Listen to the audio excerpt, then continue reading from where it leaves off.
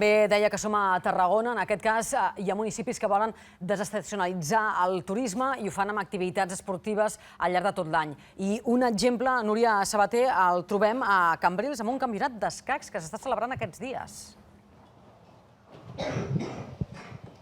Doncs sí, és el Campionat d'Escacs de Catalunya per edats. És un campionat que es va començar a celebrar l'1 d'abril i dura fins demà, 6 d'abril. Aquest campionat porta fins a Cambrils 500 escaquistes d'entre 5 i 20 anys, però entre la gent de l'organització i famílies hi arriba a haver-hi un moviment de 1.300 persones. És només una de les moltes activitats esportives que es fan a la Costa Daurada amb turisme esportiu, perquè també hi ha el campionat de minibàsquet, futbol, handball.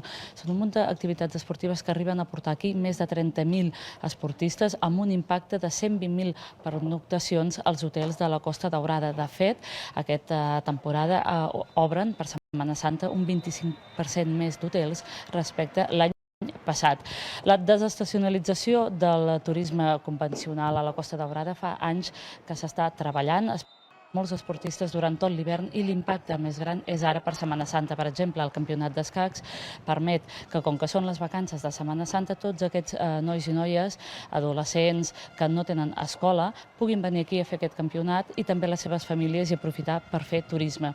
I el turisme esportiu aporta a la Costa Daurada un gran avantatge. Parlàveu abans de les reserves d'última hora.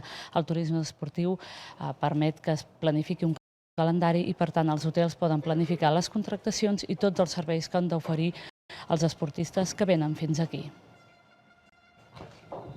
Gràcies, Núria Sabater, també des de Cambrils.